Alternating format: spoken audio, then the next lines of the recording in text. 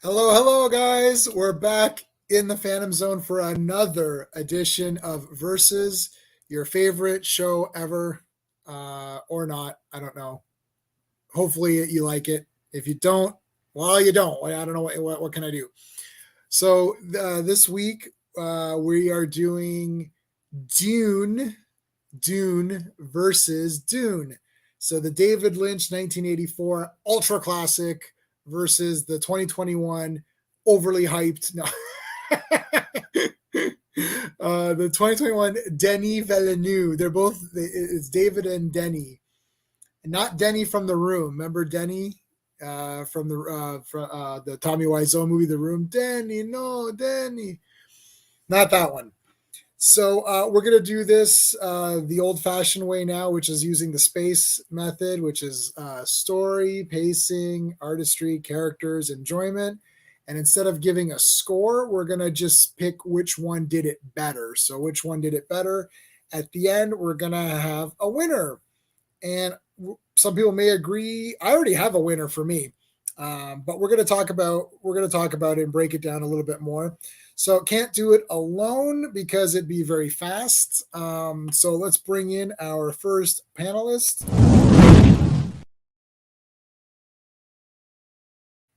Hey, Steve. Hey, Jammin. Are you ready?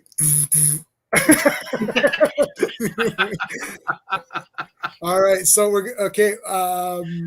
It's gonna be fun doing the Dune. Well, the answer is Dune. Yeah, right. I know. I said that on Facebook. I said the winner is Dune. So it's the year that we're debating. Right. Okay, let's bring in our second panelist. Or I guess that was our third panel. I'm the first panelist. You guys are the next. The next two. I'm having deja vu right now. This is very weird.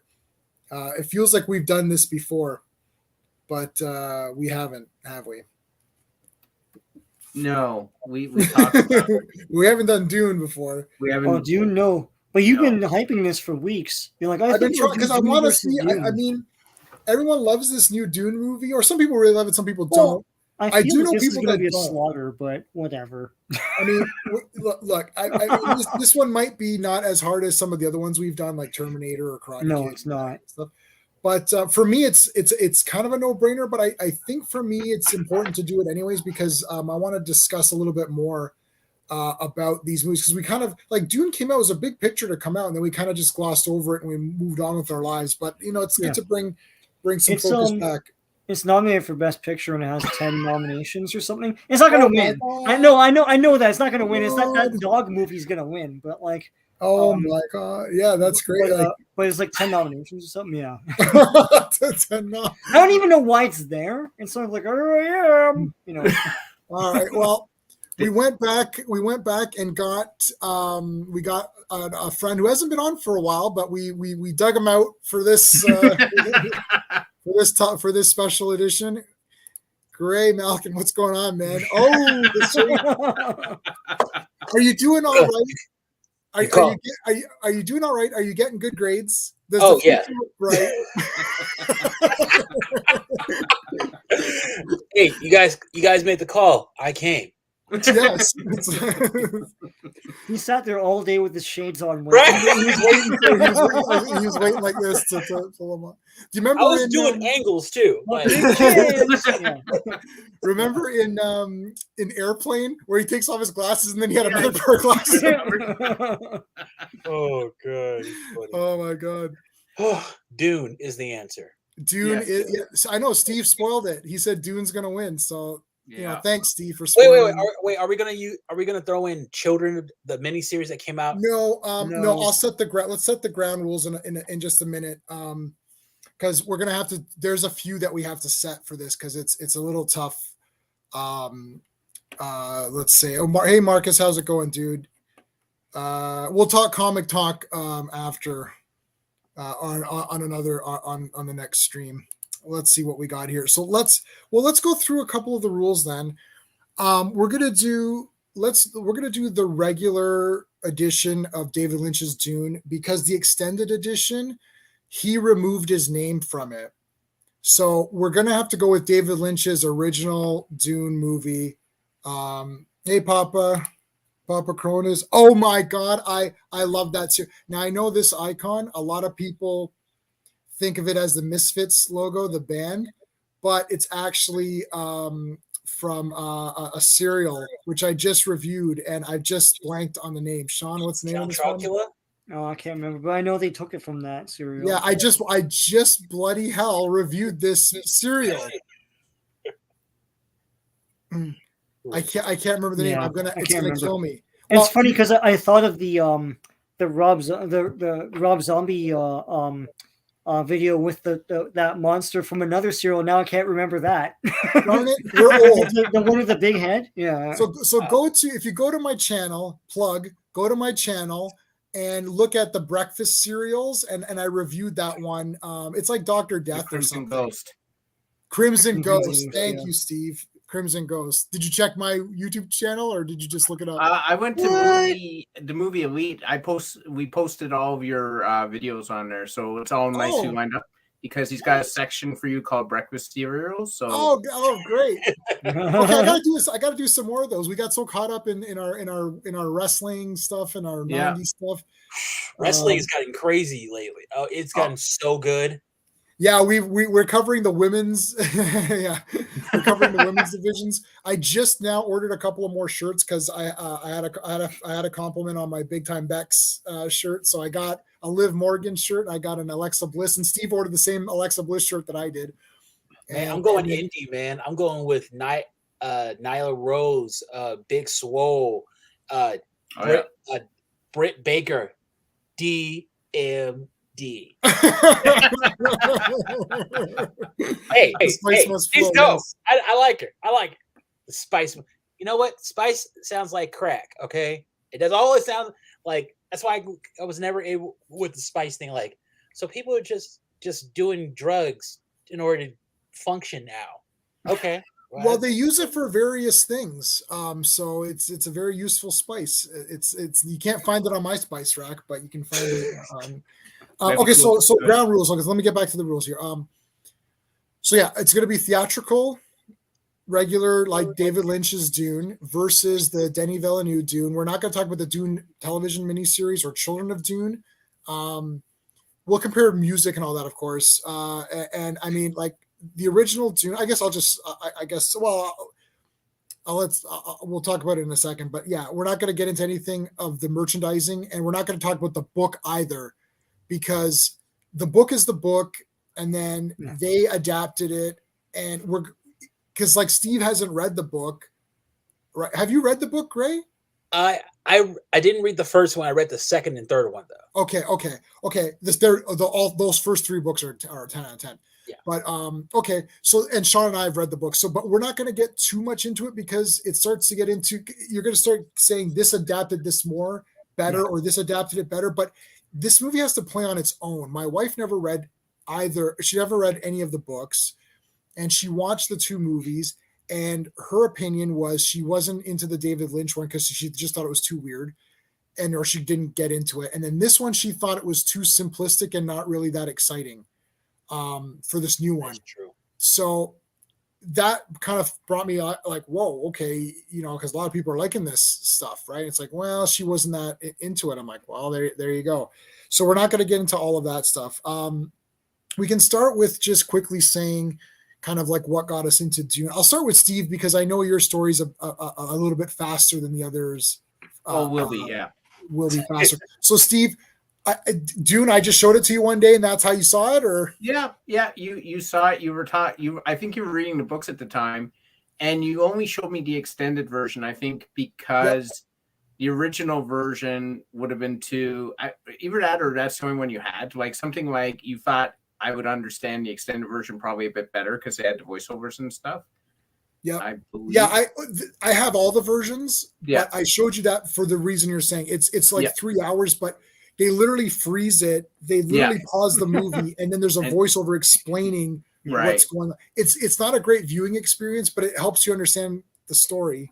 Right, because it is a deep story, and you sort of do need that. So that was the my Dune 84 introduction, and then 2021 it just came out. I think we all saw it, and yeah, I mean, I know Sean said it was nominated for Best Picture. He doesn't know why. I think it's only because they need to throw at least one movie in there that someone's seen. Because the other ones no one's seen. Hey, people saw a Spider-Man No Way Home. Oh, that didn't get nominated. So doesn't mean it's right. The Oscars are bullshit, anyways. Yeah, I don't even care. Annie Hall beats Star Wars. That's the end of it. Yeah, it's like yeah, that was it. Like when Melissa McCarthy won like an Oscar for her portrayal in Bridesmaids, I'm like, oh, did she? Yeah, dude. Forrest Gump won over Shawshank Redemption. Like, anyway. Yeah. But like, anyhow, so that's Dune. I probably of the 3 people here or 4 people here have the least experience with Dune. So mine might diverge from the rest. I don't know, but that's me and Dune. All right. Okay, Gray, what's your kind of like, how did you get into Dune in general? Okay. All right. Jumping right into it. The Sci-Fi Channel. In 2003, they were showing Children of Dune. Yep. And I was like, hey, this looks really cool. And then they showed the first one, the first part. Yep. And I was like, this is cool. That's and I didn't read Dune because I actually have things to do in my day. But Children of Dune, like Dune Emperor, they're cool books. And then I saw this one, and it was like the one in the 80s did the entire book in like 2 hours. Yeah. Why is it taking 3 hours to do like one half of this book? Right. Like what's going on? Make it make sense. Yeah. Okay. Sean, Dune. My dad was a big science fiction guy, so he had all the Dune books up to that point in the 80s, and he took me to see Dune. I was 7, so I saw it in a theater, and I didn't quite understand what was going on half the time. It's funny because when a navigator comes, I was like, "What?" I thought it was awesome. I was like, "What's that?" And my dad's like, "The navigator." I thought he said alligator, and I was like, "What kind of an alligator is this?" But I remember like I thought it was awesome because there's a lot of like eye candy and stuff, right? I thought it was wicked. But my dad was disappointed, and he got a new edition of Dune, which had the cover. You know how they always do the posters, the cover, Yep. right? Now a major motion picture and all that stuff, right? So and it had an insert with color photos in the middle. So that replaced his copy, which was like mega like destroyed, right? So after he finished with that, I read that when I was maybe 12 or 13. And I read the second book is like way thinner. Yeah. So I read that.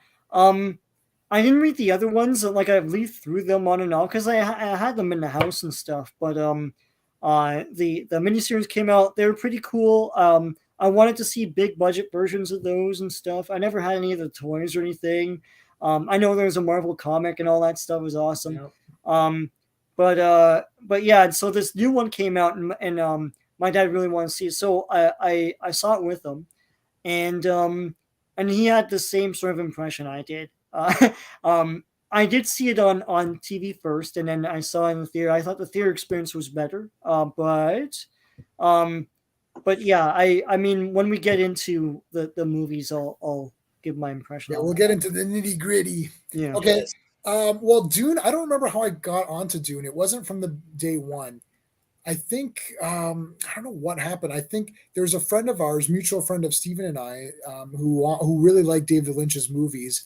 And at that time, I had seen a few and thought they were really neat, but then some of them I thought were really awful. So like, I was really weird. Like now I think David Lynch is a genius. So like, because it's like, I think Mulholland Drive is where I moved into genius level. I'm like, this is so good. Hey, but Jedi. three The though. spice must flow. Yes, it must. Oh, yeah, you got Prison Mike as your. Prison Mike is funny. No, so yeah, so somewhere along the line, I was like, okay, you know what? Because I saw Lost Highway in the theater, I thought the beginning was good, but it got weird. And then I saw Mulholland Drive. I was like, wow, this is weird, but it's awesome. And then I saw like Elephant Man, which is a great movie. And I saw Eraserhead, which is awesome.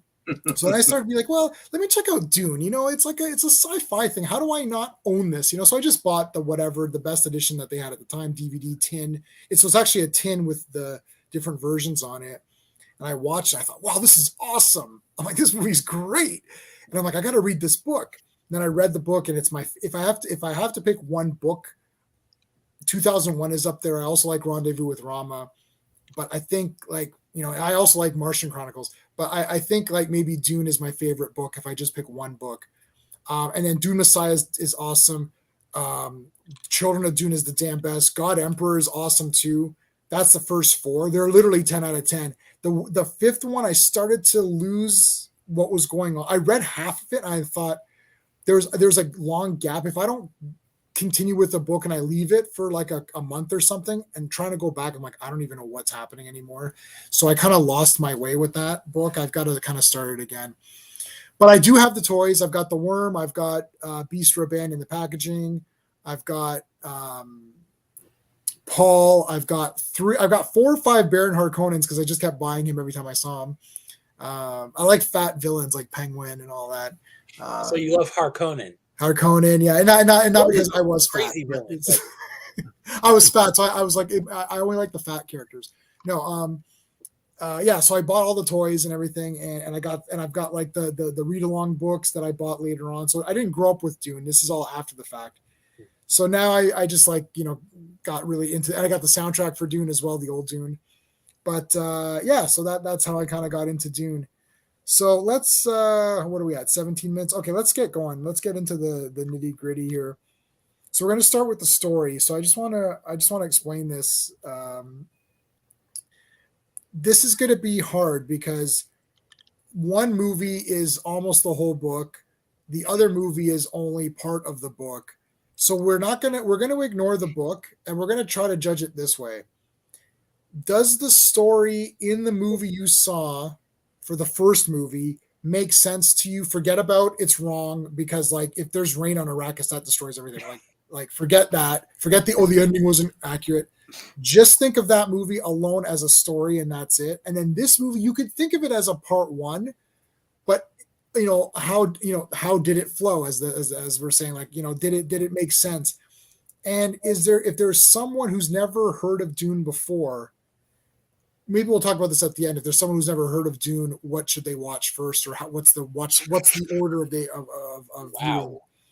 So for the story, I'll start with Steve. What do you think was the better story? I know this is going to be the hardest one to do because one covers the first book, but one has a complete ending, and the other one really doesn't have an ending. But try to come up with an answer if you can. I don't know. Actually, wouldn't it be easier just to go like compare the new movie to like half to the point where the original movie ends? I mean, where back when they line up, you know what I mean? I understand what you're saying. I was thinking about doing that. I decided not to, because if Denis Villeneuve requires 6 hours to tell this story, then there must be a good reason for it. And through this discussion, I want to find out if that reason was justified. Does it make he's telling us, like, look, we can use the Hobbit trilogy. I personally love the Hobbit trilogy. However, could it have been 2 movies? Yes. Yeah. It could have been 2 movies. It could have even been one longer movie, because the Lord of the Rings movies are generally up to the 4-hour mark anyway. I think one 4-hour Hobbit movie would have been 10 out of 10 exciting, visually spectacular. I think it would have had a lot of heart, adventure. It didn't need to be those 3 movies. Do I like those 3 movies? Yes. I think the 6 Lord of the Rings movies now have I don't want to say it's better than Star Wars, but I don't know what else to say, because there's 6 high quality films and Star Wars only has really 3 and maybe Rogue One. So and no incest. and no and no incest. So I don't know. Plus the dwarves have beards. We're not getting into it. The Hobbit game, like the old Xbox game, is about a 5-hour playthrough. So that's what it would have been. So there you go. So it could have been done. Yeah. So we have to determine, does this need to be two? Maybe Dune does need to be 2 movies, because maybe the David Lynch one was too rushed, which we're trying to get to the bottom of this. So Steve, what do you think? I'm going to give it to the new Dune movie, and there's really only one reason I'm going to do that, is because I didn't need 7 versions of the movie. Like, that's just it. Like, it was simple. I think anyone could pick it up and watch it and get the gist of it. I think with Dune, you have to pick what version of the 84 Dune. You have to pick what version you can watch to make it a viewing experience. It's kind of a bit like Blade Runner, where you watch the original, it's got the voiceover, it's got that ending. It's like, like the problem is that from what I can gather, only having seen the extended version, is the viewing experience changes based on what you're watching. And it's like, it's almost like you sit down and you're like, okay, what do I watch? Which viewing experience do I want? Right? Like the original one. When you get to that point, that tells me that there was some studio interference. There was some mix up on the vision, whatever you want to say. And I didn't get that with Denis Villeneuve's Dune. I understood everything. Maybe it was too simplistic. That's fine. But I understood everything. I understood everything with 84 Dune, but I understood that if I had seen a number like the original, probably wouldn't have understood the damn thing.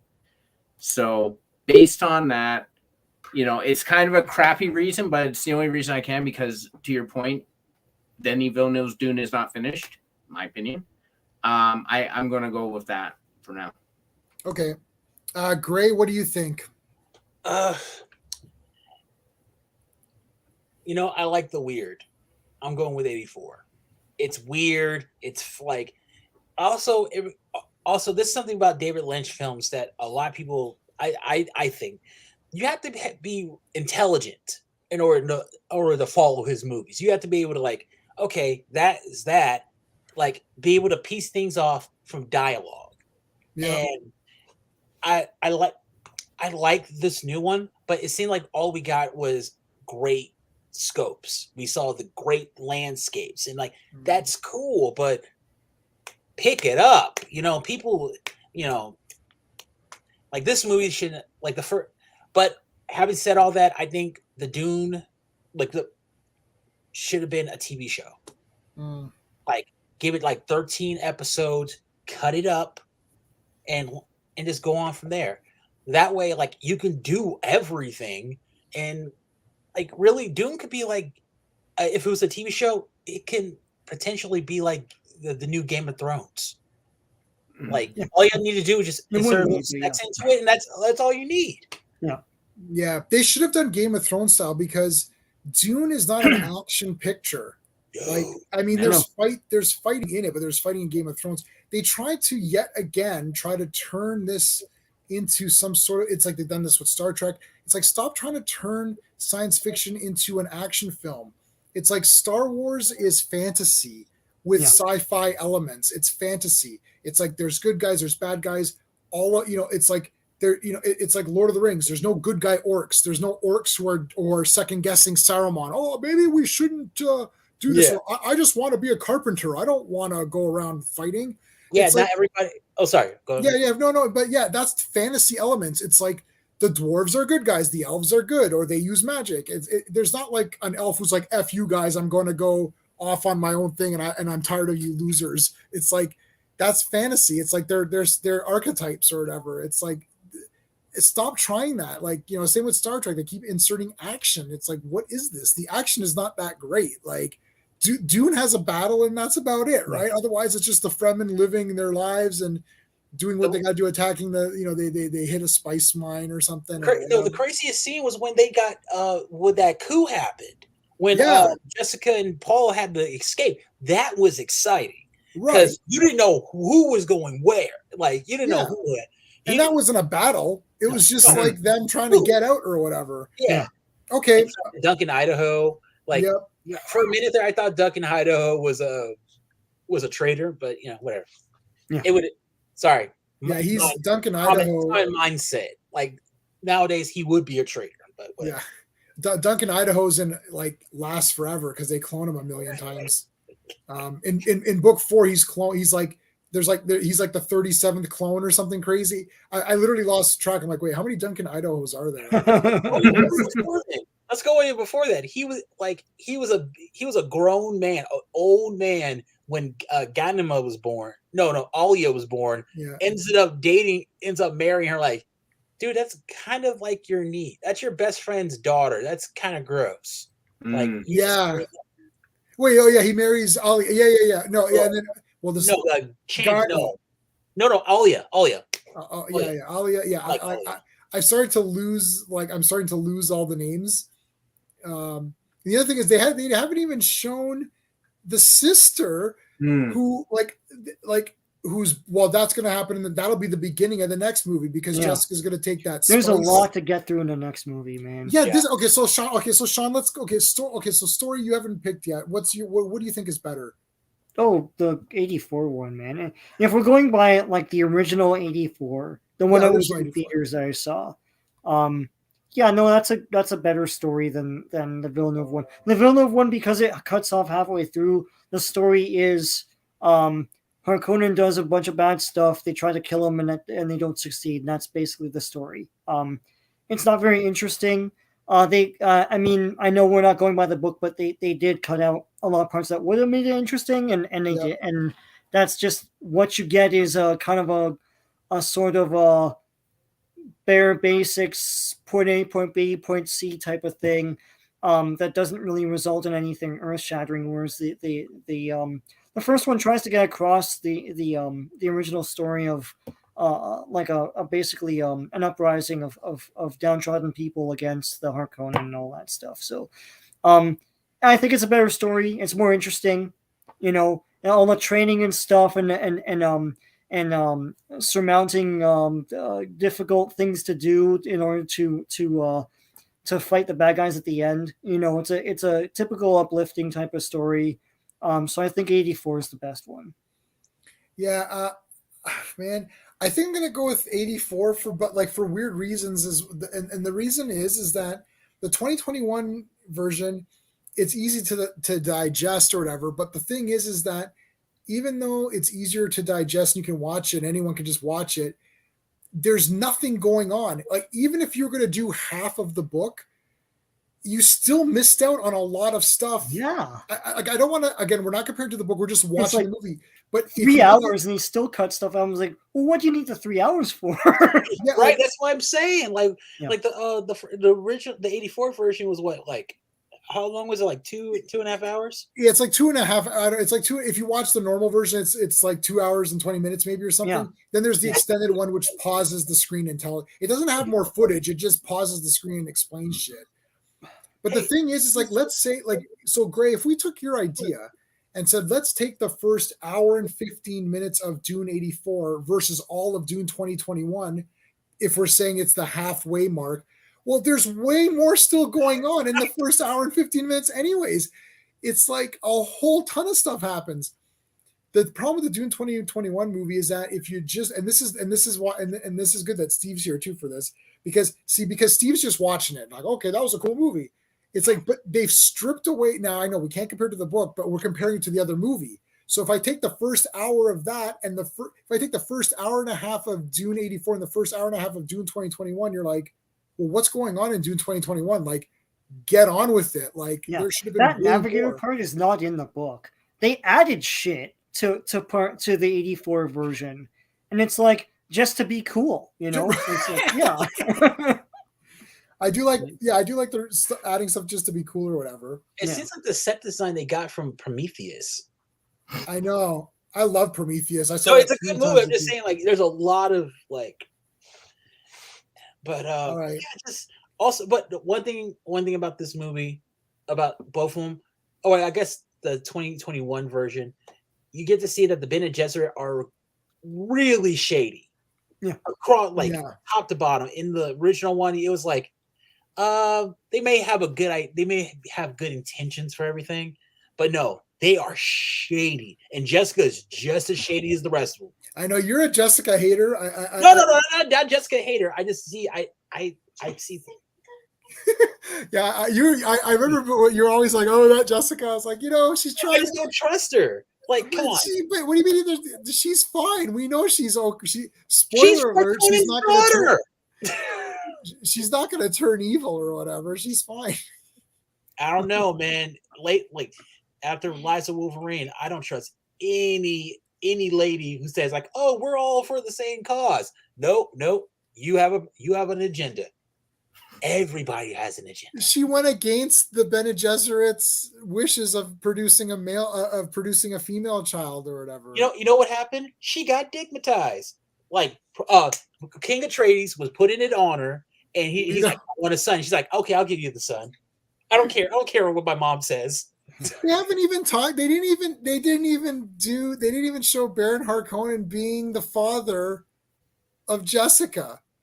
We don't see that till later, though. Remember, we don't know that till later. Do we not know that? I mean, that seems like that should have been like revealed. Like, what are they gonna like? Dune Part 2 is gonna need to be like, if we're judging 2 hours. If it took you this much difficulty to make this first half of the book, right? This thing's gonna be like 8 hours long or something. Right, the second movie is gonna be like 8 hours. It's like there's like 100.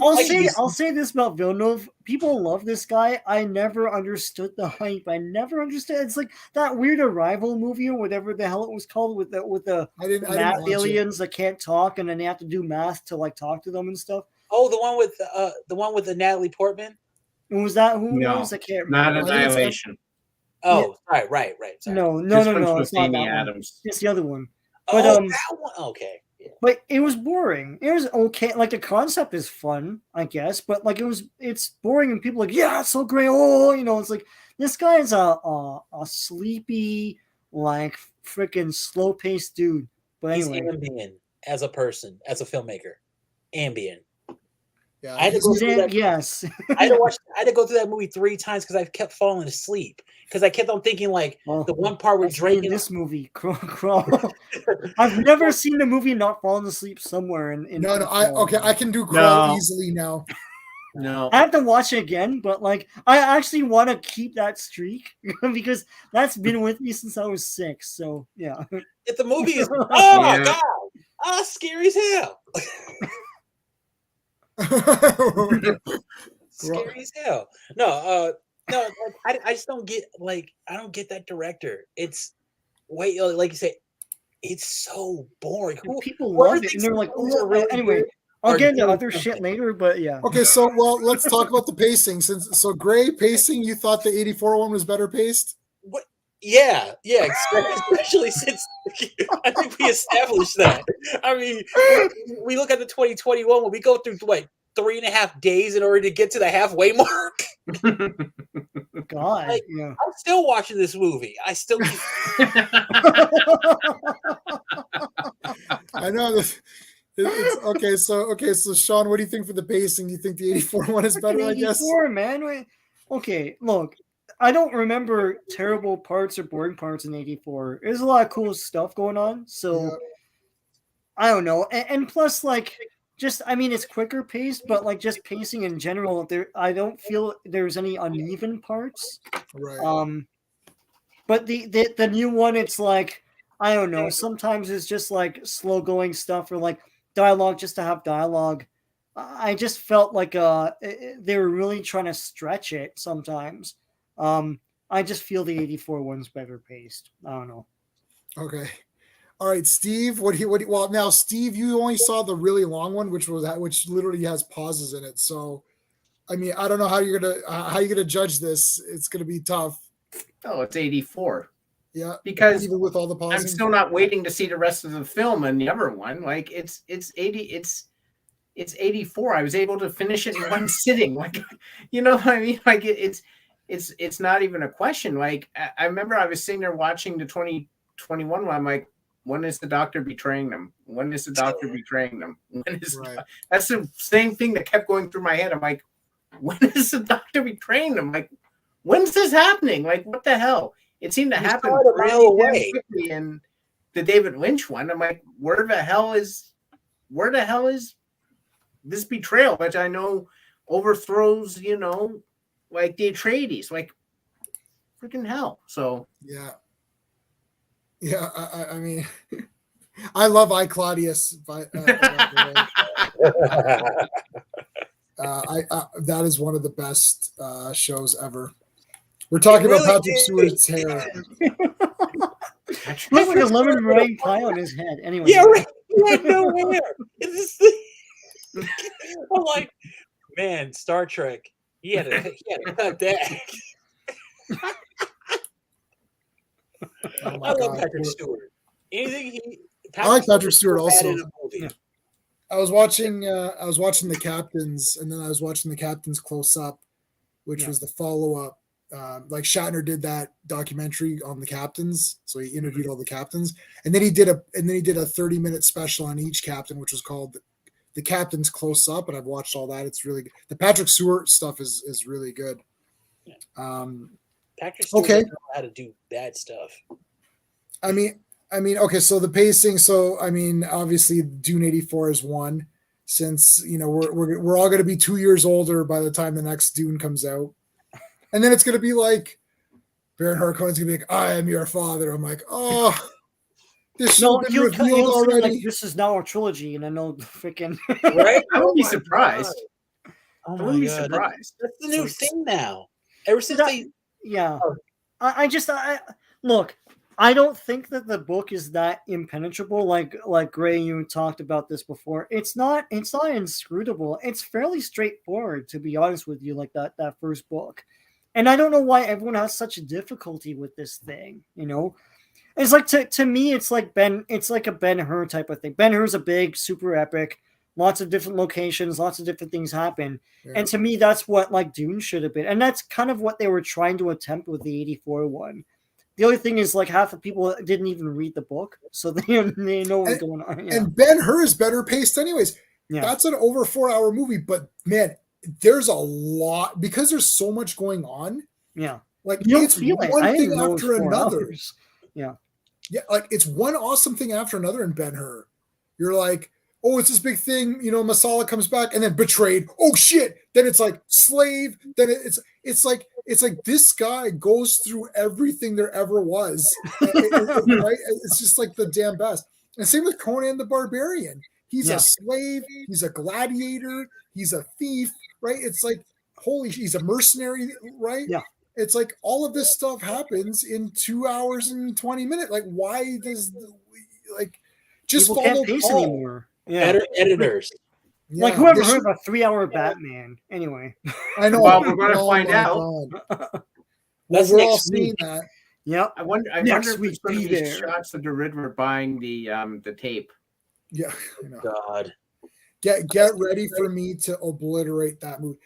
We're gonna get you come out and you're like, this is fucking like we're gonna get in trouble. Yeah. I'm gonna get in trouble for this, as I always do with my real opinions that are the real truth. It's like, but people just can't get to it yet. They'll get to it. It like, in like 10 years from now, unless they're crazy, they'll be like, yeah, those Justice League movies weren't that great. Anyway.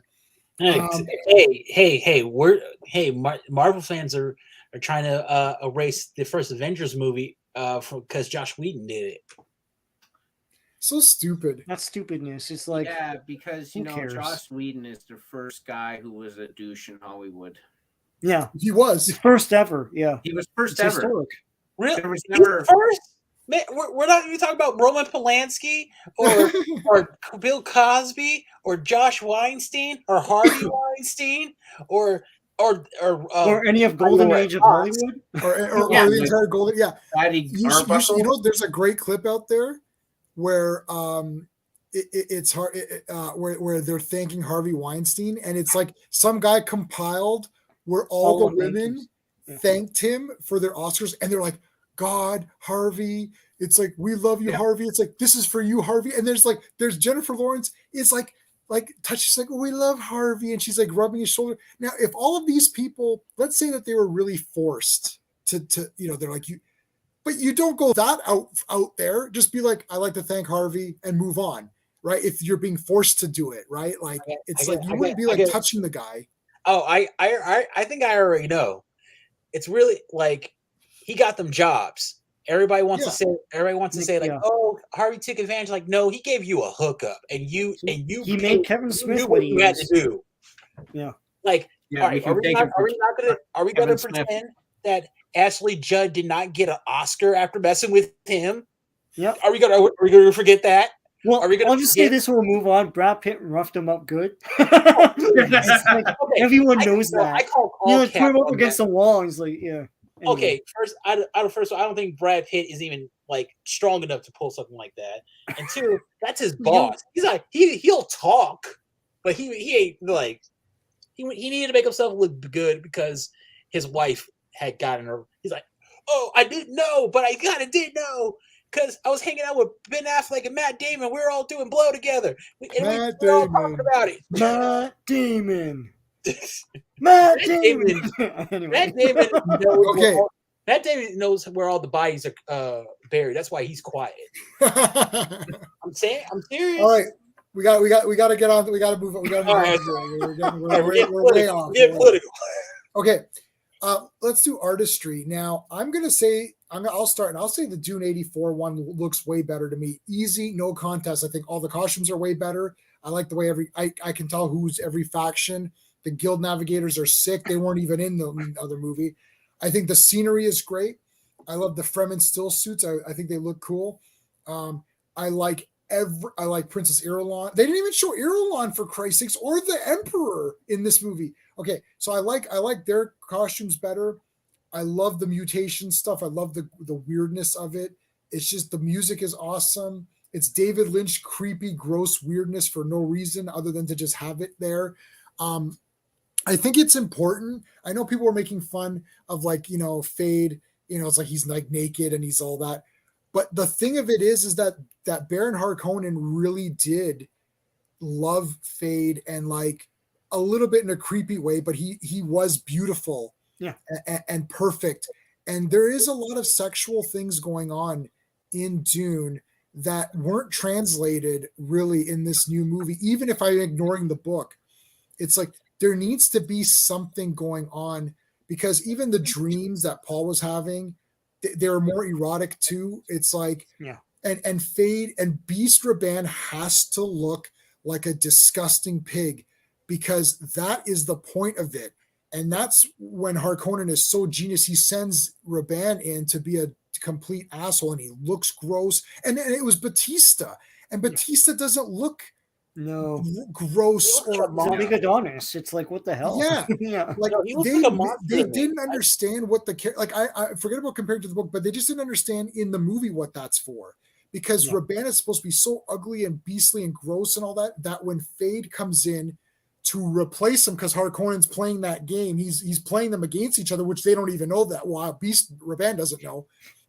And he's playing, and it's like it's important for the guy to look pretty, and he's muscular and thin. He's the antithesis. The exact opposite. Yeah. So how are they going to do this in the second? Right. I don't know. I don't know. So so the look, it's very important. I think there's a very strong artistic presence with David Lynch to say, okay, the Guild Navigators have been warped through their use of spice to bend space or whatever. So they have to be completely non-human. They're like, oh, it's like they're just these weird things. And they're kind of not that. They are inhuman in the book, but they're not like big floating things. They're not. Well, they live. Well, they do. No, but they live in the spice. They're living in fluid spice, basically. Yeah. Oh, the things with the dome head. Those weird things. Wow, okay, I'm like, someone sat down and thought this through and said, okay, Guild Navigators, what should these people look like? The 2001 movie was like, let's make everything this sleek, polished kind of looking thing, but it all looks the same. I can't tell the Harkonnens from the Atreides. Caladan and Gidi Prime should be like Caladan should look like I'm not what's Adam and Eve Paradise. It should look like right? And it's like, and Gidi Prime is a shit dump rain fest. It's just like it's garbage. It's like a garbage planet. What the heck? Yeah. I don't know. I'm sitting here. I'm like, I understand if you don't know any of this, you're like, oh, that looks really cool. It's like, yeah, but that's not it. And even if you don't compare it to the book, I'm comparing it to the other movie. So if I watch both movies, I'm like, why is everything look the same in this movie? I don't like when everything looks the same. Oh yeah. All of the suits look the same. Like, show me a still suit. Show me one of the Sardaukar outfits, right? I can't tell who's who. Sardaukar were very obvious in the David Lynch movie. And the Fremen were super obvious. Like, yeah, that's a Fremen. That's a Sardaukar troop. That's a Paul Atreides. That's an Atreides house guy. This is a freaking Gidi Prime guy.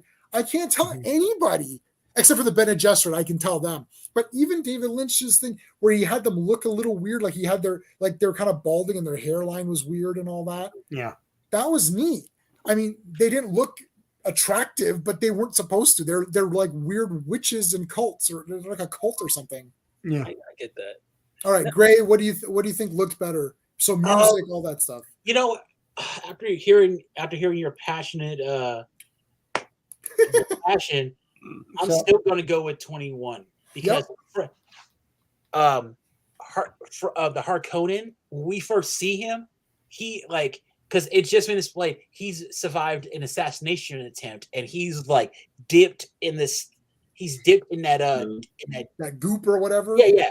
It looked like oil, and the fact that he was just so casual about it, and he's like, yeah, I got plans. Like, that's what. It's a lot cleaner than the Harkonnen we saw in the 1984 version, because he seemed like the way he was going around, it seemed like he was an evil balloon. I know. Yeah, they portrayed him incorrectly in both movies. He's better portrayed in the new one than the old one, but he's still not accurate in either, in my opinion. But I think the TV show maybe was the best version of that guy. Yeah. Just saying, they need it. Like TV, you can break things down. You can, I hate TV's more.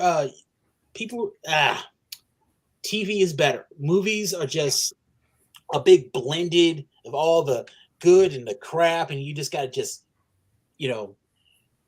drink, hope it's not crap. But a TV show, you can cut it down. You can play with some stuff. Yeah. I'm giving it to. Okay, Sean, what do you think? 84. Look, 84, like you said, everything's visually different, so you can easily tell who's who and what's what. And for something like that, where they were already having trouble, figuring out how to explain things, it was a quick visual way to differentiate types of characters, etc. And they did a lot of work with as you say, with the navigator and stuff, trying to figure out how to best visually represent what was going on in the book. So with Data, I always made fun of the big metal speedos or whatever, but but that's his character, right? It's that's that character, and Harkonnen's this kind of character, etc., etc. The music is always awesome. I love when they finally ride the worm, and it's and it's that to me, because I know people are always I want more rock music in movies. I think Dune is the only time I've ever really accepted rock and symphony together. It sounds perfect, and to me, it's the Dune sound. Right. It's really good. All that stuff. Some of the special effects are in '84 are kind of but they are ambitious. I like that. The whole block thing, I think is infamous because it looks awful, but it's also mesmerizing. It's what is this? It's weird, I was completely stunned. Yeah. Is that and the thing is, the 2021 version, it's everything just looks normal, and I don't know if it really should be. It doesn't entertain me, and it doesn't really pop out or stand out in my head. Caladan looks like Vancouver, and Arrakis looks like freaking someone pissed on the lens. It's you can't see anything. It's I don't know why everyone freaks out about Villanova, how he's visually splendid and all that stuff. It's like this is a visual spectacular or whatever. Dune it's not. You can barely, everything's hazy, everything's like in fog or something like that. Everything's obscured. Everything looks like over like a like overexposed, like dark and everything. And what's there that you can see is sort of like artistically sort of too much on the nose and too to the point. Like when they made that armor in the 84 version, they visually mapped out a cool thing that you've never seen before. And that's the draw, right? In the 2021 version, yeah, it's just a force field, whatever. You don't see it until you see it. And it's just a film, that's all. It's just a little thin thing, that's it. It's like, sure, ornithopters are exactly what has always been described. That's just, it's got sectar wings, and that's about it. It's like sectars. Yeah, I thought that instantly. Yeah, I had that sectar. Yeah, but it's like a helicopter with wings, and that's it. There's no other visual flair to it. Yeah. It's sort of like, like the ships are just a ball and it goes up. It's kind of the worms, you can't even see them. So yeah, 84 all the way, man, for art. Come on. Yeah, because I know. It's like I like vehicles and stuff, and I'm like, the Spice. I have my eye on a toy Spice Scout from the old LJN line, but I remember what that looks like. I can't remember the thing that they were in this one, but yeah. No, and they try to make. I don't like when they try to make things. It's like they're like, let's try to make this like a functional thing. It's like it's a science fiction movie. It's like, okay, look up Chris Foss. Look up Chris Foss Dune, and your mind will be blown. It's like this guy's like designs are like outrageously awesome. And I watched Jodorowsky's Dune, and after I watched it, I was so depressed because I'm like, why didn't we get this like ridiculously over the top movie, which would have bombed? Everyone would have hated it, but I would have loved it, and I would have been like, I don't care if everyone hates it. Hey, people out there still think The Hunger Games is a good movie. Yeah, I don't think it's a good movie at all. That movie is a terrible movie. I have only saw the first Hunger Games. I'm gonna sit down and watch them all, and see if I can get through them all. Jennifer Lawrence has one was enough for me. Yeah, just one ripoff on Battle Royale was enough for me, and Running Man. One day soon I'm gonna tell the rules about the Hunger Games. Anyway, thanks for humoring me on that. No, it's also like I don't like Jennifer Lawrence. Me neither. No one does. Like she only has one look, and I don't get it. Yeah, it's like Zoolander. Yeah, she is Zoolander, but that is charming. All right, Steve, which movie looks better? No, hey, look at this. This is Jennifer Lawrence happy. This is Jennifer That's Lawrence exactly crying. it. Yeah, it's like the Darth Vader shirt. Right. It's like the Darth Vader shirt. Vader shirt. You can do that with Jennifer Lawrence's face. It's just like a happy, sad, surprised. It's my vote's for what? Hey, that's Jennifer Lawrence using the bathroom. my vote is for 84. I found the 21 Dune very frustrating. It looked a lot to me like Blade Runner 2049. Very dark, very rainy, very foggy, very misty. And every planet looked like that except Araxis, which thank God they went there because at least it was like bright. Yeah. I just found it like I couldn't tell the difference between things. And the same thing you were saying, like troops show up in black. I'm like, cool. Who are these people? I don't know. They're troops in black. I'm supposed to guess. And it's like there's no real distinction, which is what you guys were talking about. There's no distinction, and you would think that the different sects and the different houses and that would look different. I mean, yeah, the Harkonnens don't look like the Atreides, but like the Harkonnens and the other guys look the freaking same to me. I couldn't tell the difference. it's just not a very visually appealing movie to me. And at least like Dune 84 tried. Like I can tell the differences between Araxis and the Atreides homeworld. Like, they had, it just, and they're in space, which I don't think we went into space in this new Dune. I don't think we got any space scenes at all, shots. There's some shots of orbit. They just arrive. We just see them arrive. Yeah, stuff arrives and yeah. Like it's because they didn't show but this is the thing, they didn't show the guild navigators. Because the only way you can go long distance space travel is if they use the spice to basically bend space to get. As soon as they land on the rocket, it's like, oh, I guess you cut that out. Like I know it's not in the book, but like it's the thing everyone talks about. I've always wondered, like, how come there are no robots? Like, it's the far future. You think there'd be androids, at least doing space travel, but a lot of questions. It's I agree with Sean. It's not a very interesting visual movie, and when you have something like this where I'm stuck there looking at it for 3 hours, you better get visually interesting very fast, or else I'm going to lose interest.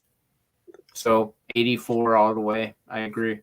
I think people think this movie looks good because they're like, oh, this looks really cool, but they're not thinking it through. They're like, wow, it visually looks really interesting. It's like, I know, but these things should not look the same. Like, you're not thinking about, like, if we're sitting here on planet Earth and we go out in the forest or whatever, or we're on the oceans or something, Earth either has green areas or blue areas, right? It's like if you went to Mars, that's why when in like Total Recall, they go to Mars and it's like that brown, reddish brown, dusty area. Like, oh, this looks really neat. And you're like, oh, I can tell that they're on Mars, not on Earth. It's like, why does everything look that hazy? I said this, and Sean said this too, and we all said, the millisecond I saw that trailer, I was like, oh God, it's one of these movies where the whole thing will be gray. It's like, it's grayscale, and it's like, really, like, I want to see different locations. Like, I can't visually tell what's going on. Empire Strikes Back, which is like a perfect movie. It's like, there's swamp area, there's snow area, there's Cloud City area. And it's like, I instantaneously know if you pause, if I close my eyes and then they're like, okay, J-Man, we're pausing now. Quick look. Oh, that's Hoth. Even if I didn't know the names, I could still say, oh, that's the ice planet. Yes. Oh, that's the swamp area. Yeah, I remember that. Like, it's like Dune. It's like there's Dune, Arrakis. That's it. It's like, and then everything else is the same. Yeah. Okay. Yeah. Characters. I'm gonna say the 84 movie. I like everybody better. It's a no-brainer. Oscar Isaac is a national treasure. Yeah, and he'll be Moon Knight, and this will be Moon Knight. Oh my God. And then he'll be in the costume and punch a guy, and then that'll be it. That'll be the episode 1. I guarantee. That's episode 1. I'm gonna give a pass because they're not gonna show much of Moon Knight in episode 1. But if that continues on, then F that show. Yeah. It'd be really cool if episode 1 started with Moon Knight running on the rooftops, jumping down and beating the crap out of people, and that was the first half an hour. And then the next bit, it's like he comes out and he's like, wait, what happened? What was I doing? And I would do that anyways. Well, if that is the case, then you gotta go. That's not happening. Yeah. Okay, so I'm saying the characters are better in the original Dune. Steve, what characters do you like more? 84. I think it was just like the only 2 characters I liked in the new one were Duncan Idaho and Gurney, and that's because I like Josh Brolin and Jason Momoa. No one else stood out. No one else stood out at all. Sorry. Like, Oscar Isaac is fine, but he was fine in the Star Wars trilogy and those sequels, and they sucked. This Timothy Chalamet guy, don't get it. Yeah, who is this guy? He's like the Josh Hartnett of our age. Yeah, like, whoa. He was there. I didn't hate him. I didn't care about him. He was there. Rebecca Ferguson is his mom. Sure, she's a talented actress. but I didn't care about anyone. I was with Kyle MacLachlan and with Sean Young and all that a lot more in the 84 Dune. And, like Stellan Skarsgård as Baron Harkonnen was fine. I saw him in like 2 scenes.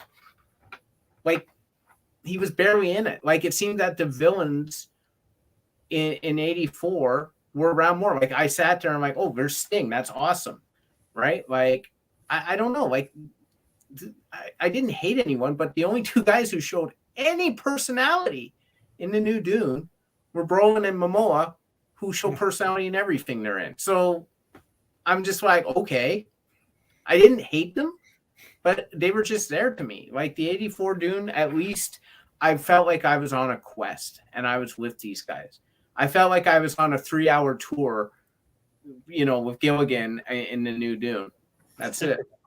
I think Jurgen Prochnow, or what's the guy's? Yeah, Jurgen Prochnow. I think that guy as Duke Leto is like bloody 10 out of 10. His voice, just like the way he looks, like he seems like he's the Duke. Oscar Isaac I don't know. He's just there, and it's like he could have played someone's Paul dad. 20 years younger. He would have made a better Paul. Yeah, he's too young. Got chosen because he's an actor, right? I mean, like actor that people know. So like the other Duke in 84 had a commanding voice and seemed like he was a Duke. So yeah. Jurgen Prochnow is like, you're like, damn, this guy's in charge of this friggin' place, and he's commanding. I don't know. He's commanding. His voice is awesome and all that too. Oscar Isaac he was just someone's dad. He was a dad, like.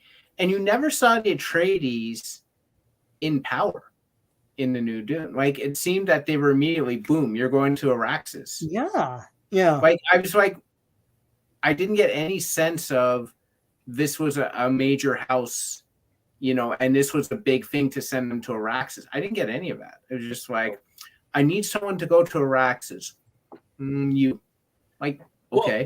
Well, the Emperor kind of said that. Like, he kind of said, like, okay, I want to set this guy up to fail. I want to kill him. Yeah, he did, but not in the new movie. Yeah, I thought I caught that. I thought there was something like that in a new movie. It's a throwaway line. I thought it because like they just said it. They said it. They said the Emperor wants this. Exactly. That's garbage. Yeah. Right, that goes into the story elements. That's why the first one was better. You saw the Emperor and you saw him making plans, so it's like I can understand what's happening. And like, okay, this is the Emperor, and he's like, why don't we send the Atreides down and we'll screw those guys over? Oh, okay, it's like this whole thing. We're gonna throw our boy Zach under the bus. This is Sean has said this. We'll give credit to Sean. Sean has said this from day 2, let's say, maybe not day 1, but day 2. It's like, this is the entire Zack Snyder film 101. If I put a line of dialogue, that'll mean something. It's like, no, they're band-aids. Yeah, right. It's like, this is all incidental crap. It's like, oh, the Emperor wants us to do this. Okay, like, and then I'm like, wait, was that supposed to be a big plot point? Because like, I didn't care. Yeah, show it to me. Right. I thought in film class that was like rule number 1 and the only rule is like, show me, don't tell me. Yeah. And so and there are whole exercises on like you get a scenario. It's like, show me this. Right. I'm gonna have a person come here and say, "Oh, I'm pregnant." Show it to me. Like She something like that. Pregnant, yeah. Yeah, if you want to say that, she could have a look at a pregnancy test and say you're pregnant. She could have morning sickness. She could come in with a little. Would you like some belly. wine? No, give me some water or whatever. Yeah. No, all right. I did like the Duke better than Oscar Isaac. It's something about like, okay, when he was talking about Jessica, it was this one scene when he's leaving Jessica, and he was like, "I should have married her," and I was like, whoa, you felt what he was like, bro. Like, you didn't want to like, cause she said she didn't want to get married, but even though she was in love with him, she wouldn't. But it's so complicated. This is I know. It's like the Duke, he's like, I wanted to marry who I want, but like he left himself intentionally single for the people. He was for the streets, for the people. Yeah, that was a whole weird. They never got into any of that. None of the intricacies of relationships was shown at all in the new Dune at all. Like, I didn't get like Harkonnen No. in the, And that's Harkonnen like in one of the draws of Dune. Yeah, because there's they keep saying this plans within plans within plans, right? Like, it's like when Paul starts to get wind of all this stuff, he's like, holy shit, this is like generations of planning out things. Everything in Dune is the long game. It's like Harkonnen is willing to F up like Arrakis, the spice flow and all this crap, just so he can make Raban look crap and then bring in Fade to be the savior. But you could have just been good from the beginning but he doesn't want that. He's playing with everybody. And it's like, and then the stuff with like Alia, well, this is in the second book, whatever, where he's in the mind and all that. That was the goddamn best. Like that entire thing was awesome. But anyways, none of that is shown, at least in the 84 Dune. I kind of tell that, because we're seeing the Emperor. Now, I know the Emperor didn't have to really be shown or whatever, Shaddam the Fourth or whatever, but you had to see him in the movie. In the book, maybe you didn't have to till later, but in the movie, they showed him right away because you have to understand that there's this grand scheme going on that we're not aware of. And that's why, and then in that first scene in 84, you get the Navigators, the Bene Gesserit, the Sardaukar are mentioned, and you see the Emperor and Irulan, and they're all there. And then he's like, okay, we have to use the Guild Navigators. We need to get control from these guys. The Bene Gesserit are there to make sure that Paul goes through the testing. And then she even says to him, you got to be careful of Paul. He's like, why would I be careful of Paul? So then the Emperor's like, I'm nervous about Paul. The Atreides house is getting way too powerful. I need them to fail hard. But how are they getting powerful though? They never explained. They just said they were popular. Like, I mean, but this is the thing where like, you can't explain everything. Like this is your entry point, right? Yeah. In the entry point, he's the Emperor. They're a powerful house. Harkonnens are a powerful house, but they're not liked. So they're losing their credibility. And the point of it is that I didn't get any of this political intrigue at all in this new movie. It's like Paul has a vision. He wants to marry what's-her-face, Zendaya Chani, and he puts his hand in the box, and then he goes on this adventure. And you're like, okay, why do I care about the Harkonnens? Like, oh, they're bad guys. Okay, but what's the point of it? Like, I just don't care. And this is the two movies versus each other, not the book, because the book still does it better and different than the movie. But David Lynch understood that in order to add weight to this story, I have to have this beginning, which isn't from the books, because I need to get people to understand that, this is a lot of political chess. Everyone's moving their pieces, and you have to understand. And even when Patrick Stewart, Gurney, goes to meet Paul, he's like, oh, we got to be ready. It's like, and he's like, well, why do we got to be ready? He's like, listen, study up on Arrakis, study up on the worms, learn about the Fremen. We have to start getting things in place. And it's like, why? Right? Well, because there's a whole shit ton of stuff going on behind your back, Paul. You don't know what's going on. So this is all set up in the first 20 minutes. None of this happens in the new movie. I'm just like, what is happening in this movie? It's not, the new movie isn't an adaptation. He's doing a trace job, and he's taking stuff out that he feels is too complicated, but he's ripping out the heart of why people loved Dune in the first place, right? Yeah, with the planning and stuff. But it's like, I feel it's too much of a very basic trace job rather than adapting it. It's like, I always accuse the 84 one of doing a poor adaptation, but when you think about it, they were adapting the material. They're like, well, let's get someone to play the Emperor and explain all this in a scene, right? Right. It's not in the book. But they don't really explain. It's like, how they get to this planet? Well, they use this navigator. It's like, why didn't you say this before? We'll do a whole thing. I'll get a guy to draw out like a big creature. It'll be awesome. They were adapting it rather than tracing over this scene in the book will do this. This scene in the book will do that. This scene in the book will do that. Yeah, we'll cut this scene out. This scene They needed this needed to be a TV show. Nobody who saw this 2020 movie knows how space travel works. Well, no one who watches J.J. Abrams movies knows how space travel works either. But whoa! Well, don't even, Grant. No, we're not doing that. Okay, anyway. No.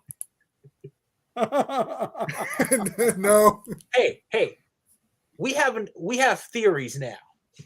we're not getting into. We're not It's going to get to it. bullshit. Anyway, yeah. It's garbage. Okay, no, but what I'm saying is that okay, look, if you saw the 2021 movie, you would assume they just have hyperdrive or something, and that's how they make it through, and that's or that Arrakis is like a couple of light years away from It's just next Caladan, door. right? You It's just just like, jump oh, there. I get there. Like, Yeah. there's no like. They're not, and somebody asked me this on someone else's stream. I think I was on Nerdman's stream or something, and someone asked me, they're like, "Who cares? Like, why is the spice so important?" I'm like, "Ta-da! Yeah. Ta-da! You've won the grand prize, right?" Well, Why that is was it the whole. important? Yeah, you know what? That was the whole point. And so I think they talk about it in this movie, but once again, they don't show it, so no one remembers it. They one show remembers. it in the original. I don't think they show the other scenes where there's a beam coming into one orifice of the of the navigator and it comes out the other end and they're warping space and No, they stuff. show them warping it. Is that in the extended or in the original? I can't remember now. I think it's the extended, right? But in the I'm not in the original, sure. they show a bit of it, and they make it a point that this is one of the strong reasons why spice is so important, right? Right, Because you but can't get to okay. other planets without it. So Yeah. Okay. So Dune is a chess game. Instead of black pawns and white pawns or whatever, there's the navigators, Bene Gesserit, Shaddam's guys, the Emperor's guys, Harkonnens, Atreides, Fremen. Who else? Hold on. Is there anybody? Am I missing something? Those are the 6 players. And I know this from the board game because you can pick what faction you want. Each of these people need the spice for these guys use it for vision. These guys survive on it. These guys use it for space travel, right? Everyone has their use for it. So whoever controls the spice must flow, right? Whoever controls that is like a superpower. That's the whole point of it. Like the navigators need it. But then the thing is that you also need the navigators because without them, you can't space travel. You can't deep space travel. Levels and levels and levels and levels and levels. Right. So it's like, and the problem is, and the Bene Gesserit have all these visions and stuff. It's like, well, okay, they're controlling shit. They're like, okay, if we take this child and this child, put them together, they'll have this child. And then if these guys have a child, we can pair them together. Right. And you're like, holy shit, like this, like, what are you planning here? Oh, don't worry. And they're playing their little bullshit wars and all that. Yeah. Where is any of this? None of this is at all in this movie. This is and to your point, Gray, it probably would rival Game of Thrones because there are plans on plans and betrayals plans on and plans. bullshit. They say it. It goes, there's plans upon plans within plans, I think is what the way they say it. Yeah. I just want to say one thing about the 84 one, regards to art. This is stupid, but like when I was a kid, the spice as depicted in the 84 movie made me hungry for those licorice nibs, like the red, because it looks like they're licorice nibs, like it's just a tube. It's like the red tube and you eat it. I love nibs. Yeah, I can put the whole package. I can put the whole package at once, and it'd be like, and I'll just chop my way through them. Okay. I love nibs, man. The spice to me is always reminding me of you guys know the comedian Sinbad, right? For sure. Okay. When he was talking about when he was a kid, how they used to talk about pixie sticks. He's like the pixie sticks. You're like, I love pixie sticks. You get high on you just on out. Do you remember the ones that gave you that stick that you would dip into the dust and then you lick the dust up, then you can eat the stick afterwards? Yeah. Now we have crackheads. Those people do coke now. Okay, so wait, did we all characters? No, I'm going with 84. Okay, 84. Like, we know the characters better because we have a whole all this additional time to get to know them. Right.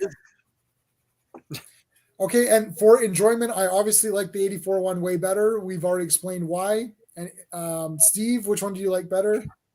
84. Okay. Any particular reasons, or we discussed it all?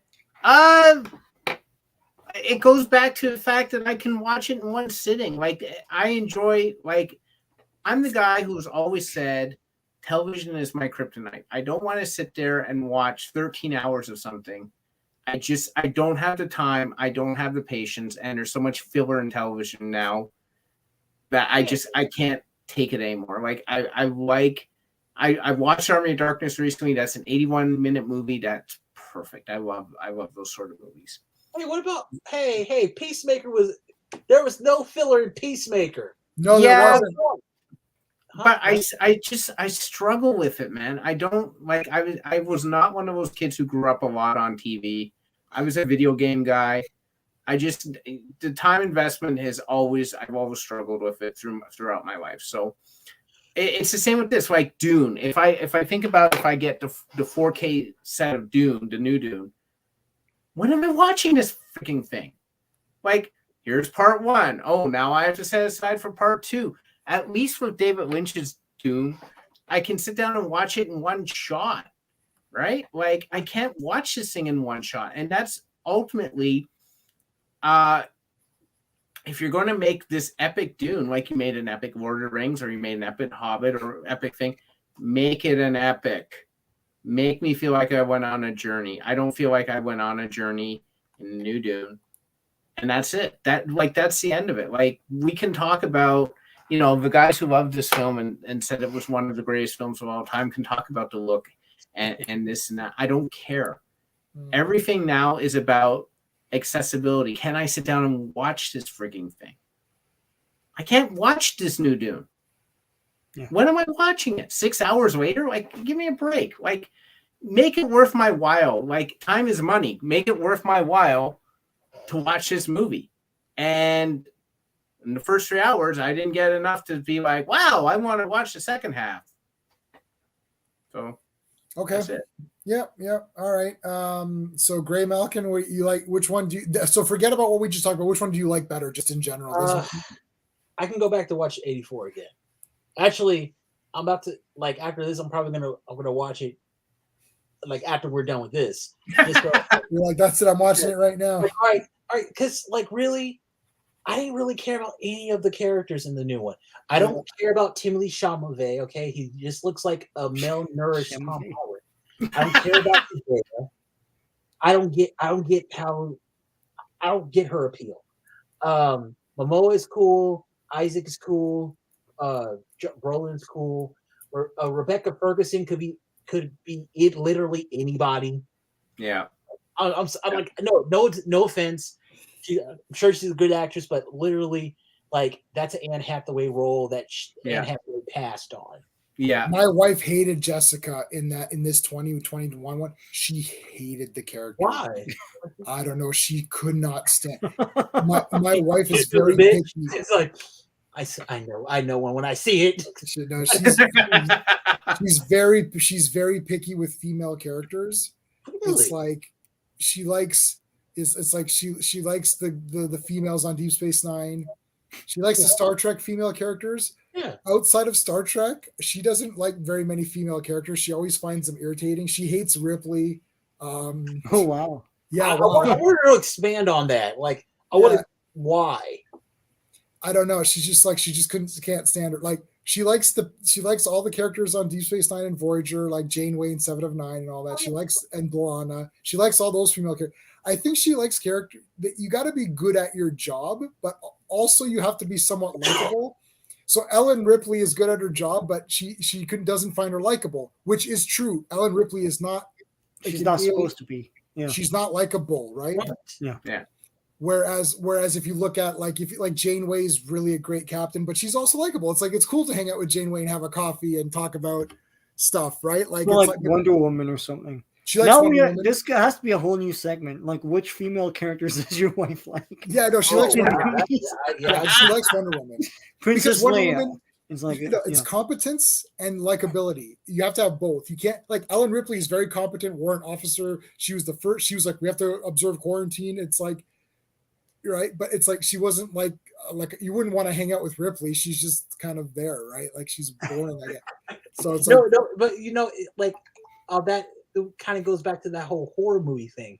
You always make the quiet one, the virgin, the one who makes it out. But in real life, they would be the first one killed. Yeah. The final girl is always the virgin. My wife hates No, Jamie no, Lee no, Curtis too. Scream. Okay, Scream. so Steve, which did we do everybody? No, Sean, I didn't do you. You like 84 better, I guess. Since Yes. the clean sweep. It's like It's like the music is awesome and the visuals are cool and it has some feel good moments in it. You know, like a movie, right? So I like 84. Oh, also the Fremen, the way they fought was cool. Like anytime they throw a punch, they go like yeah, like Yeah. You gotta that was measure it cool. I'm first, like, you know. yeah, okay, I like that. there's just more thought put into it. How can this be? Anyway, yeah. I don't know. They just put more thought. Dune came out 10 years too early. I feel like Dune has a lot of it's a camp classic nowadays because it has a lot of quotable stuff that's just it's dumb but it's awesome. It's like Harkonnen's like I want to spit on your face, just a little spittle. It's like that's the best, man. And then it's like, just a little spittle. like, did you pay me first? No. Yeah. Harkonnen has never been done proper. No. I had high hopes because I like Harkonnen in the 84 movie because he's gross and he looks cool, but it never showed his genius. And he's one of the best villains for me. And when I had a lot of high hopes for this new movie, maybe he'll be more, maybe we'll see more in the second one. But I really wanted what I wanted out of this new movie was I wanted to see the 6 factions clearly identified and clearly positioned. I wanted to understand what every faction wanted so that when this movie was over, like if this is going to be a 2-act film, the first act has to be setting up the pieces. And it didn't happen. It's just Paul going around and I want to go meet Chani. And I'm like, I know, but what is Harkonnen doing? I want to see Harkonnen building his plans. I want to see, they showed a little bit of Leto thinking about things but he wasn't that thoughtful. It was just like, well, we're going to go there. It's like, okay. And it seemed like this had more time because this movie was so long and it was only the first part. You really had an opportunity to set the pieces up better.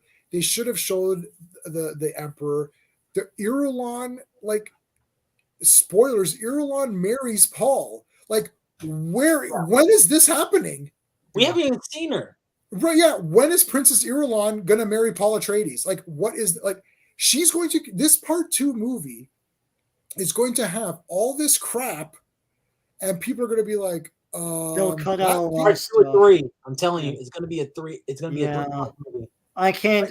If they want to do everything, it'll be 2 more movies. But I think that also, judging from this, they'll probably just cut stuff out, and people will be like, "Well, why did you want to make these movies? What is happening here? Like, what the hell?" He's like, he carries on about how he loves the 84 movie, and he's always wanted to make this. It doesn't look like there's a lot of passion in this first one, though. No. You know, it's like, oh, we'll do the force fields. It's just a field. That's all. It's like, is that it, Mr. Villeneuve? Like, yes, that's it for today. Let's move on to other things. Like, what the hell? Where's your passion for this thing? Like, also one thing about like Leto Atreides, I didn't really understand.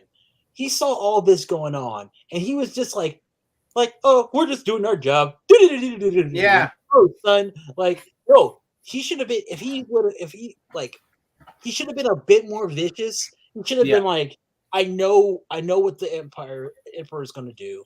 Yeah. I know what the Harkonnens are about to do. And like, he was just kind of like really laissez-faire. Like, everything that happens will happen. Like, and even Dr. Huey going against him. The thing is that Leto was aware of these plans. He's like, okay, there's stuff going on that's messed up. And he's got Liet Kynes trying to form a team with the Fremen. So Leto, they didn't even show Leto's thought process because Leto trying to form an alliance with the Fremen behind the scenes because he sent Duncan. He had sent Duncan earlier before all of this. Yeah. And he got really cool with them. He got right. Cool. So he got all of this going or whatever before all of that, and they didn't even make that very clear. And then he's like, okay, I got Liet Kynes down there who's really with the Fremen. I gotta get in good with him and her and whatever they gendered it. I gotta get in good with Liet Kynes, and I've got Duncan Idaho down there. If I get the Fremen on my team, then I will control Arrakis and I won't look stupid because I've got this opportunity where they're throwing me under the bus, but I'm going to take this opportunity, flip it on them, and I'm going to be the friggin' ruler of Arrakis and I'm going to friggin' control the spice flow.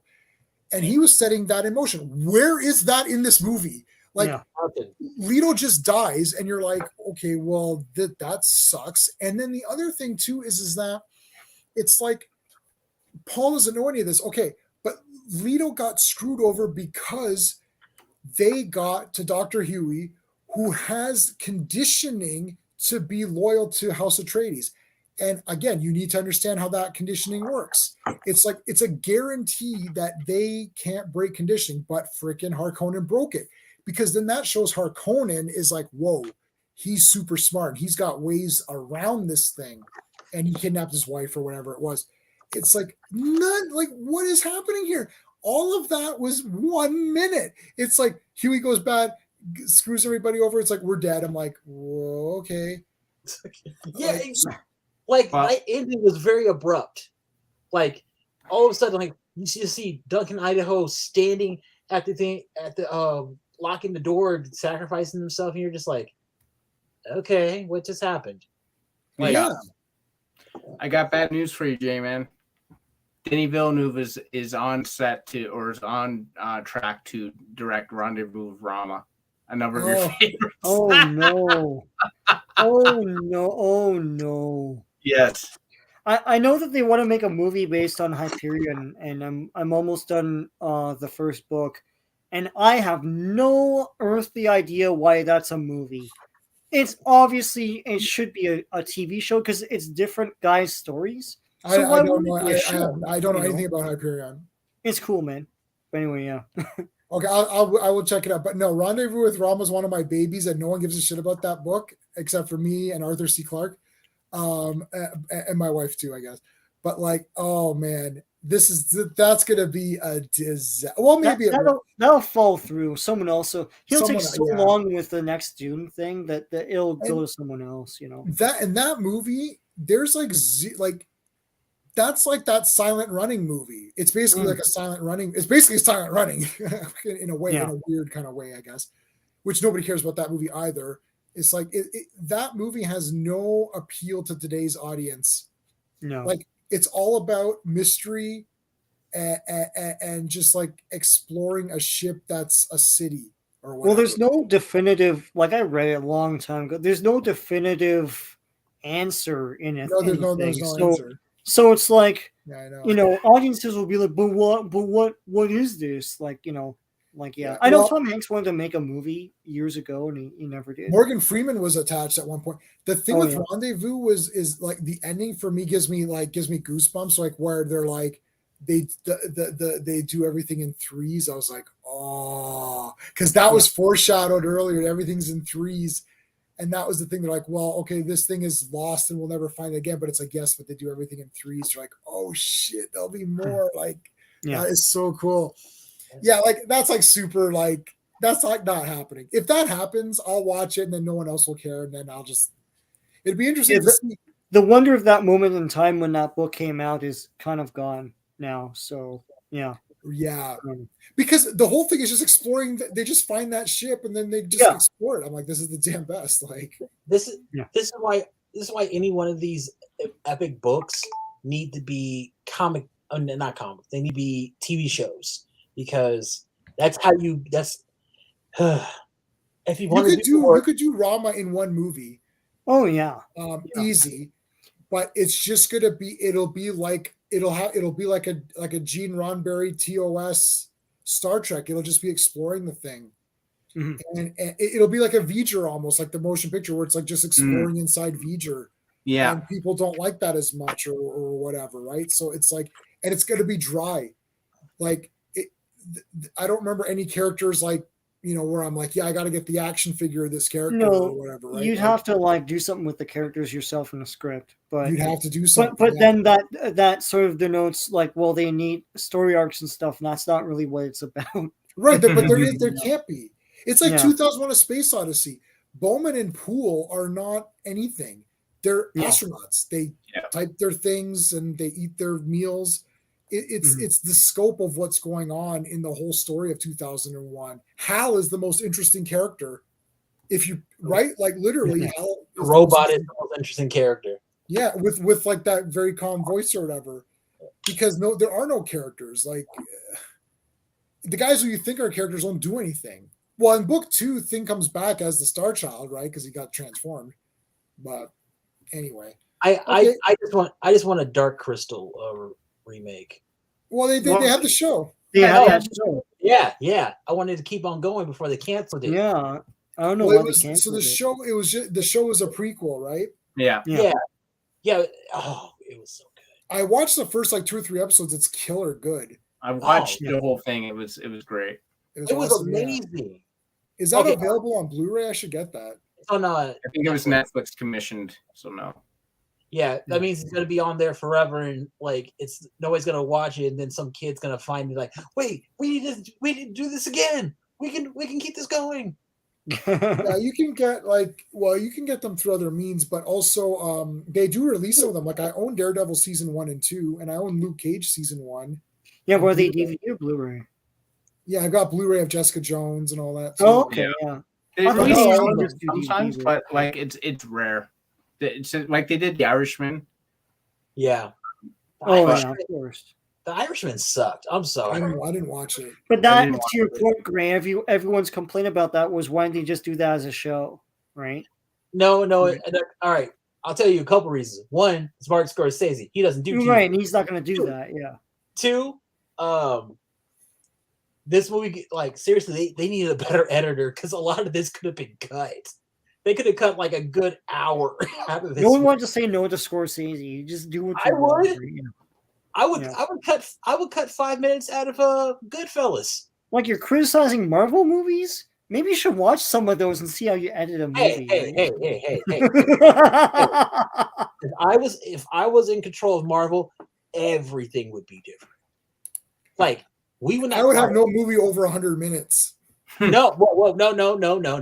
You would only get one teaser trailer and one trailer. That's it. You're not getting any social media. You're not getting any rumors. You're not getting, like, you won't hear rumors about me beating up people who threatened to leak. Like, it's like, what happened? Oh, hey, you gotta keep it quiet. Like, you gotta do that. Tell everybody as little as possible, and then they'll like get wherever you. Then they'll take anything you give them. You got like, I don't know. Movies are just way too long now. I don't get it. They're complicated. This Batman movie is a train wreck disaster. Oh God! Like, I thought it was 7. It's like 3 like hours, 7, doesn't it? Yeah, it's gonna be 3 hours. I can't believe it. Okay, I'm still baffled that. I mean, I don't know. That's 9 episodes of the animated series. Oh God! Which ones? You could watch 9 episodes of the Batman animated series or the Batman 2022 or one season of Justice League. Did Justice League have shorter seasons? No, I'd probably. The first couple. Oh yeah, were they shorter? Yeah. Yeah, they're like 10 episodes apiece. 10 okay. Yeah. I mean, that's outrageous. Okay, we're done with Dune, so let's end it there because I there's a lot of people that watch these afterwards. So we ended talking about Dune a while ago. We all agree 84 is better.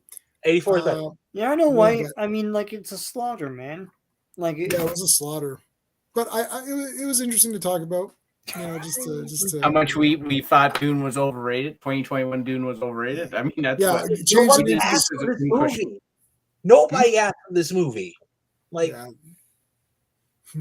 always thought Villeneuve was a bad idea for this, and it. I mean, I don't like it, but it seems like other people. To me, Villeneuve is very trendy. He'll do things and people. It's trendy to like him. You know, it's like, oh, so good, so artistic. You know, it's not good though. So it's not good at all. I agree. Like, okay, guys, we're gonna be Sean and I are gonna be back this Saturday at 7:30. We're gonna be talking about 90s comics, and we're gonna be talking about. Oh yeah, you're there. Yeah, I'll be. Yeah. Oh man, like I got a lot. Well, we're gonna do you the. should have watched the first one, but yeah. The 90s, the awesome comics of the 90s segment is going to be weekly. So this week we're going to do topics. So just be Sean and I talking about whatever topic it is. This week's topic is going to be the formation of Image Comics, and I'm going to keep these 90s things from fan perspectives. You can watch umpteen documentaries and umpteen interviews with everybody about why they started, how it started. We're going to talk about how it started, obviously. Yeah. But we're going to talk about it from us being there at that age and what was going through our minds, because what was going through my mind and what was happening and what was really happening is not always lining up or the same. It doesn't line up. I get it. Yeah. Like I want this segment to be ground level. Like, look, I'm just a kid going to the comic shops. This is what I'm seeing. Like literally, if you look at some stuff that Kirkman was talking about when he got into Image this is before Walking Dead. He's like, I went to the comic shop. He's like, I didn't even know what was going on. They're like, Youngblood. He's like, what's that? Right. And he's like, what is that? And the guy's like, oh, these guys started their own company. And he's like, what? Like, he's just like, what happened? What? Right. Yeah. Like, so I want to do ground level. Like we're just kids going to read comics. It's not going to be a big introspective on the formation of Image and be like, well, did Rob Liefeld make the right decision? Did Todd make the right decision? Like, you can't. Like hindsight is set. It's so tired. It like, is tired. It is tired. I know what to do now. Like, no, you didn't know what to do back then. Stop. Back then, yeah. That's why I want to make it a memory thing. Like, let's talk about our memories of the time. And we were there when this thing happened, and we were part of the dollars that they were getting, right? So, and why was that? Like, why did I pick, Savage Dragon over whatever other comic was out there? Right. And, exactly. Yeah. That's exactly what. Yeah. Okay, guys. Take care. Hey friends, you've just been listening to J-Man, and he is the smartest person who ever lived. So make sure you like and subscribe.